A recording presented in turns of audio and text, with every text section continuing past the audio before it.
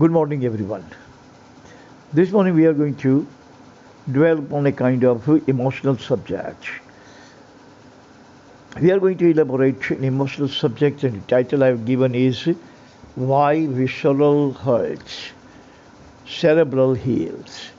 When you are emotional, it's always hurt. Love always hurts. Hate always hurts.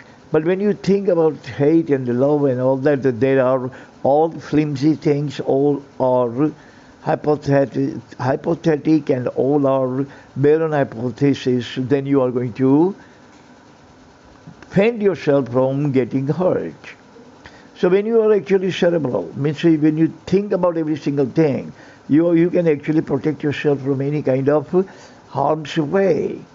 But if you become emotional, someone comes to you and you say, I need, 10, 20,000 rupees, and you're going to cry and shed crocodile tears, and you are actually swayed by those crocodile tears, and you give him 10, 20,000 rupees, and you see he's enjoying it now, looking at you, and he smiles that, look, this stupid person is so stupid that he gave me 20,000 rupees just because I shedded some crocodile tears.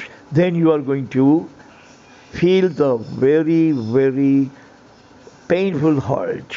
Then what did I do? Because you were emotional.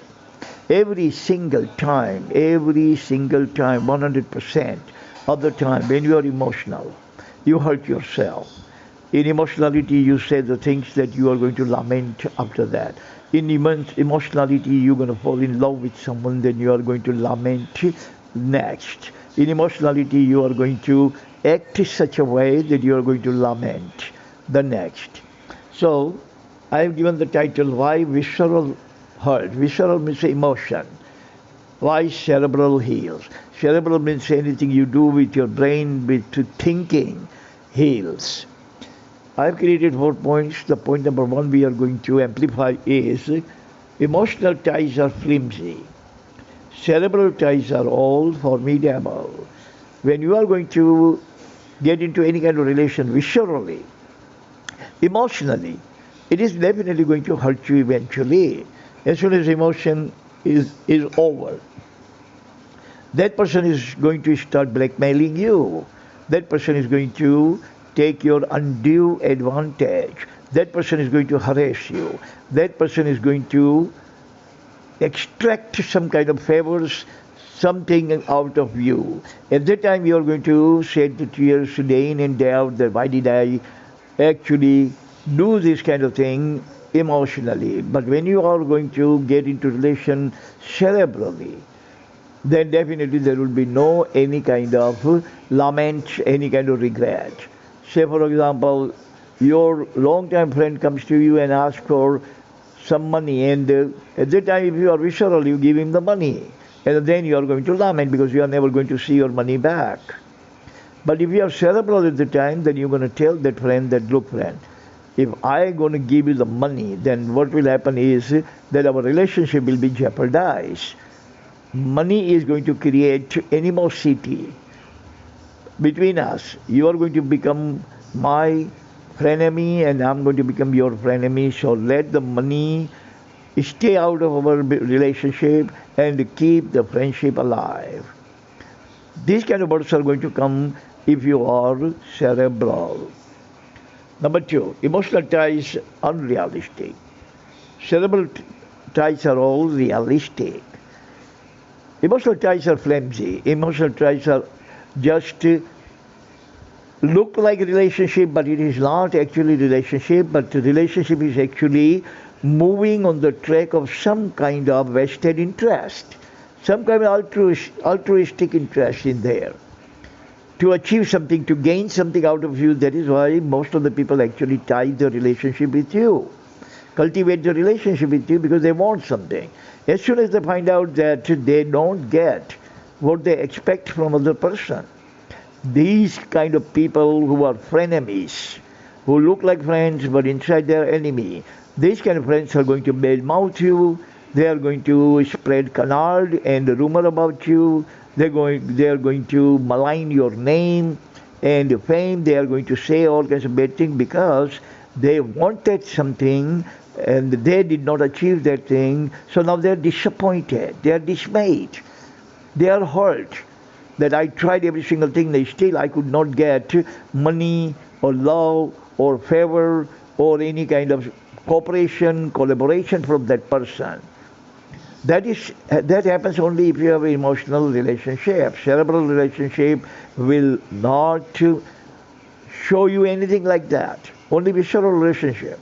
In cerebral relationship, that person is not going to get anything out of you. That person is not going to expect anything from you, and the relationship or your rapport or your tie with that person going to survive for lifetime, because there is no any kind of selfish or vested or altruistic interest in there. Point number 3, compassion fatigue. Dr. Sigmund Freud has said, compassion fatigue. Compassion fatigue means all kinds of emotions are going to wear out. All kinds of emotions are going to become thin.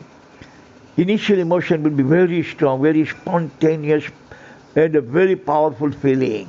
But gradually, this flow is going to turn into ebb. Emotionally, our emotions are going to slow down, die down. Like, say, for example, two newly lovers, they fall in love, they are very much excited for each other. After that, they get engaged. Then their excitement is going to subside a little. After that, they get married. Excitement is going to subside even more. And after they have one kid, then excitement will be gone. Now, if they remember the first phase of their first meeting, when they fell in love with each other, that type of excitement was 100% excitement. Today, fourth phase of childbirth, excitement is only less than 5%. That is what Sigmund Freud has explained in his slogan, compassion fatigue. Meaning he is telling us that whatever the ties that you have with people on the emotional ground, those ties are not going to live longer. They are flimsy ties, they are short-lived ties, they are not protracted, but they are absolutely short-lived, contracted type of relations and ties with other person. So ties must be cultivated on the cerebral ground, not visceral ground.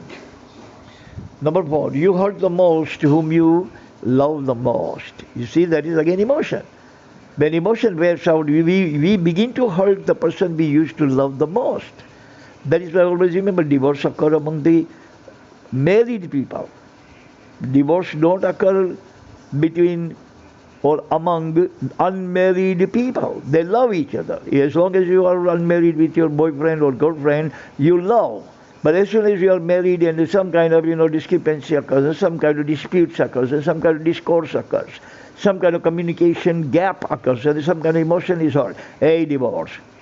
So divorce don't occur among unmarried people, but occur only the married people, meaning we always hurt the people whom we love the most. We love our brother, our sister, our siblings, our parents, our cousins, our spouses, our children, and we hurt them the most. So that's all today. Thank you very much for listening. See you again next time. Until then, God bless everyone on this planet. Amen.